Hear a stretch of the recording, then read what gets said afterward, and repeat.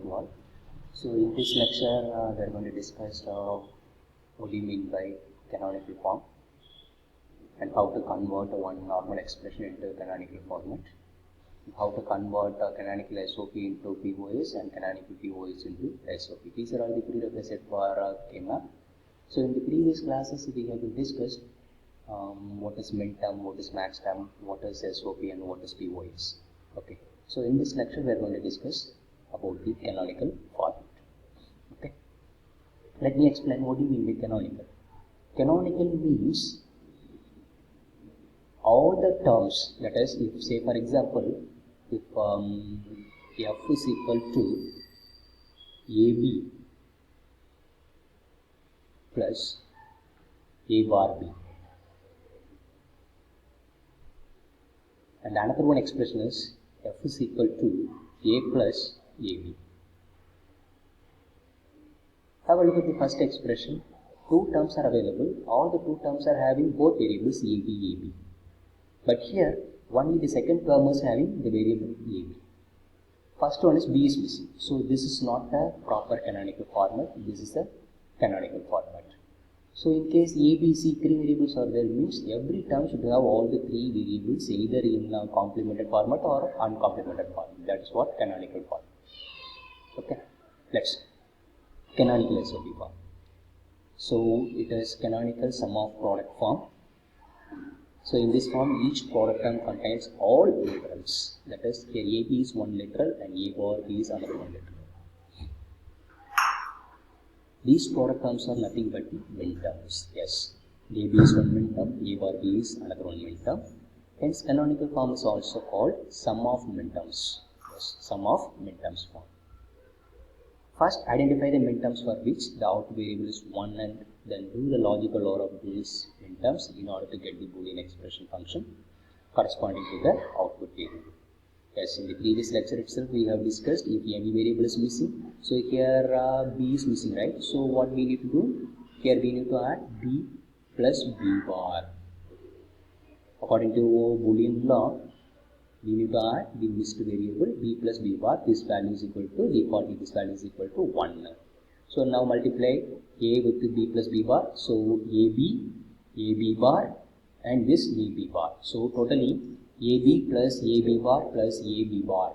Three terms will be there. Okay. So now this expression is called as canonical sum of product expression. The Boolean function will be in the form of sum of min terms. Yes.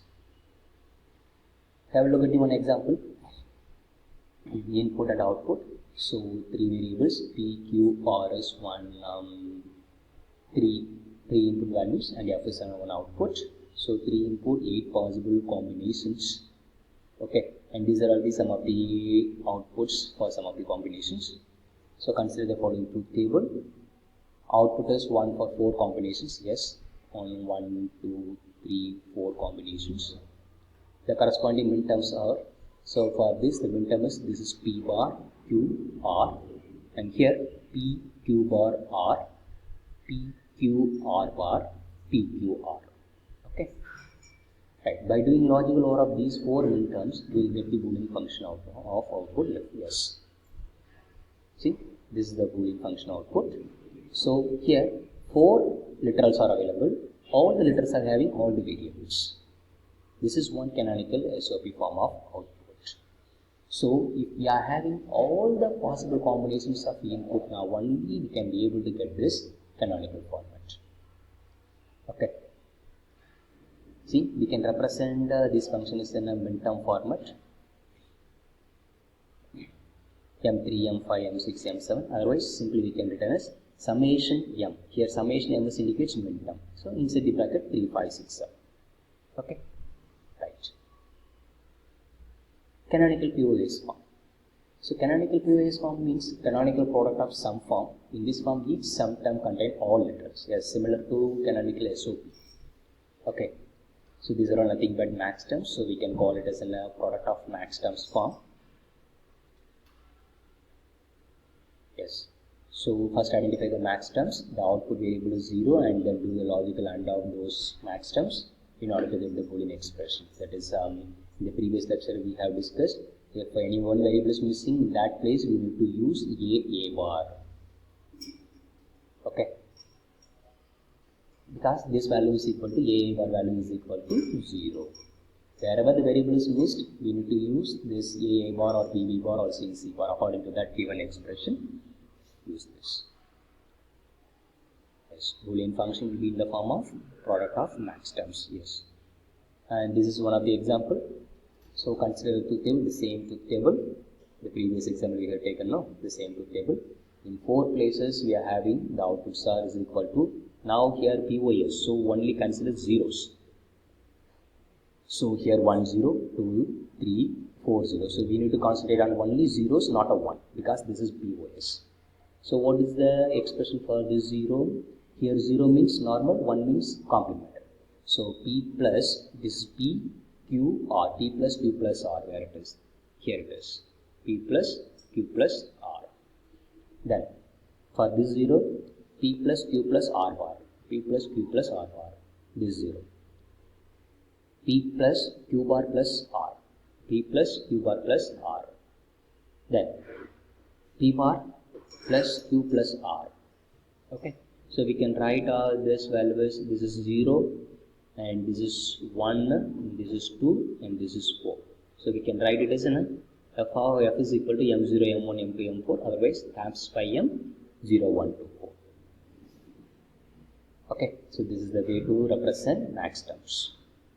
Next, conversion of canonical forms. The important thing is to remember about the Boolean function is that SOP and POS forms are duals to each other. Yes, dual means while we are going to take SOP complement, it is in a POS complement, it is in a SOP. That's why it is called as a dual. There are 2 important steps out there to convert the canonical form of the equations. Step number 1, interchanging the operational symbols, summation and pi in the equation. Yes, use the De Morgan's principles of duality to the index numbers of the Boolean function, or writing the indexes of the terms that are not presented in the given form of the equation. Yes, let me explain. That is f is equal to summation 0, 3. This is one min-term expression. So here the maximum number is 3, so we can represent the 3 values 1 1 in binary format. Okay, so 2 variables. So 2 variables means 4 combinations will come. So those combinations are 0 0, 0 1, 1 0, 1 1. So here 0 and 3 is given, right? So 0 0 and 1 1 is there, but these 2 values are missing. 0 1 and 1 zeros are missing.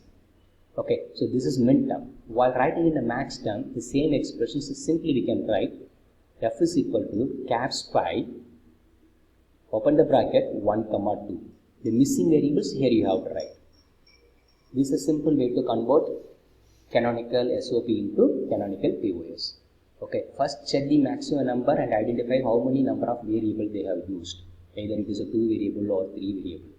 Okay, once you identify the number of variables 2 or 3, then check the missing numbers. Those numbers are, we are going to write it in the POS format with caps pi. Okay, right. Let's go to the example. This is one of the SOP function. Okay, so here 0, 2, 3, 5, 7 are given. So maximum number is 7. So how to represent 7 in binary format? 3 variables are needed. Okay, so 0, 1, 2, 3, 5, 7. So what are the values are missing here? Number 1 is missing, number 4 is missing, number 6 is missing. Okay, then our POS function is f of pi is equal to f of pi of 146. Changing the operational sign to pi, yes. Writing the missing index. Okay, then writing down the new equation in the form of POS. This is our equation. Okay, right.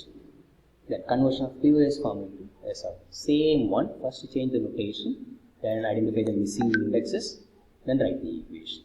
Okay, have a look at this. This is the example. So here 5 is given. 5 is the maximum one. So for maximum value is 5, we are going to write which is in a 101. So 3 variables are needed. So 3 variables here, what are all the things are missing? 0 is missing, 1 is missing, 4 is missing, 6 is missing, and 7 is missing. Totally 5 values are missing. So 0, 1, 4, 6, 7. Okay, right. So f of minterm summation of 0, 1, 4, 6, 7. Then write the equivalent expression for the 0, 1, 4, 6, 7. These are all the equivalent expressions. This is the way to convert POS into SOP. Okay. So let me summarize what we discussed in this lecture. Canonical format. What do you mean by canonical format, and how to write a canonical SOP and canonical POS, and how to convert one canonical form into another canonical. That is one canonical SOP into POS and a canonical POS into SOP. Okay. So in the next lecture, we'll discuss about K-map simplification. Thank you all.